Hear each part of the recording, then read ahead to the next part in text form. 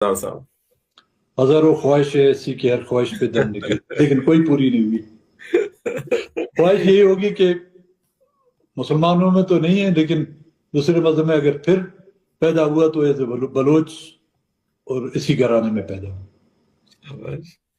الحمدللہ رب العالمین والصلاة والسلام علی سید الانبیاء والمرسلین۔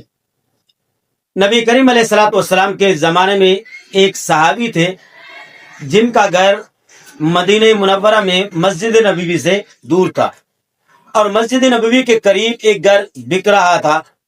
تو ایک اور صحابی نے ان کو مشورہ دیا کہ آپ ایسا کریں کہ آپ کا گھر دور ہے اور آنے جانے میں آپ کو مشکل ہوتی ہے، مسجد نبوی اور نبی کریم علیہ الصلوۃ والسلام کے گھر کے قریب ایک گھر بک رہا ہے، تو آپ ایسا کریں کہ یہ گھر خرید لیں۔ تو اس نے کہا کہ میں اس چیز کو پسند نہیں کرتا۔ تو اس صحابی کو یہ بات ناگوار گزری۔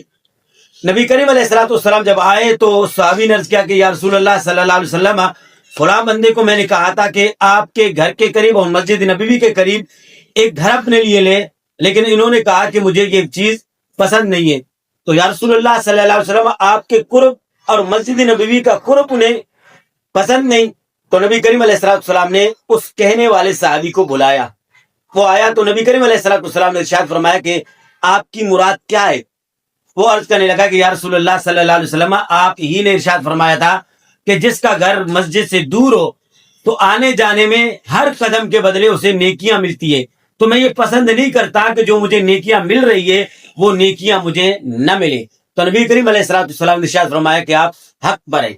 تو یہاں سے ایک بات معلوم ہوئی کہ جو کہنے والا ہے اس سے مراد پوچھ لیا جائے، اپنی طرف سے اس پر فتویٰ نہ لگایا جائے۔ ہو سکتا ہے کہ اس کی مراد اور ہو، آپ اور مراد لے کر اس بندے کو اسلام سے خارج نہ کریں۔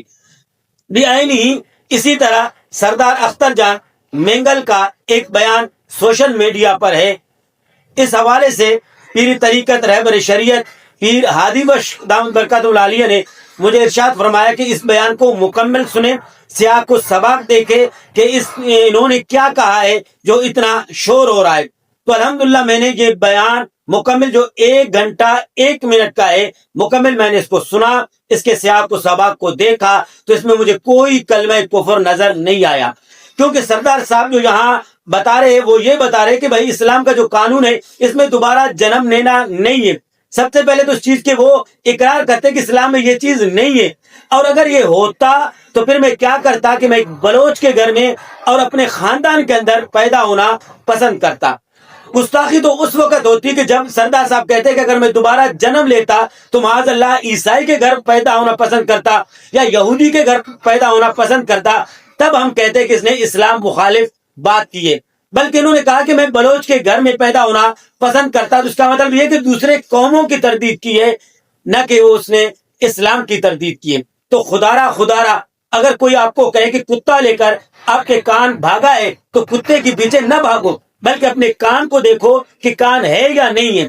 بعین ہی ایسا ہوا کہ سوشل میڈیا پر کوئی بات آتی ہے، لوگ دیکھا دیکھی بغیر تحقیق کر کے لگ جاتے ہیں۔ مجھے عوام الناس سے افسوس نہیں ہے، مجھے علماء کرام پر افسوس ہے کہ جنہوں نے اس کا سیاق کو سباق نہیں دیکھا اور اس کے باوجود اس پر کفر کا فتویٰ لگایا اور سردار صاحب کے لیے نازیبا الفاظ استعمال کیے۔ تو لہذا جیسے کوئی اس طرح کا بیان آ جائے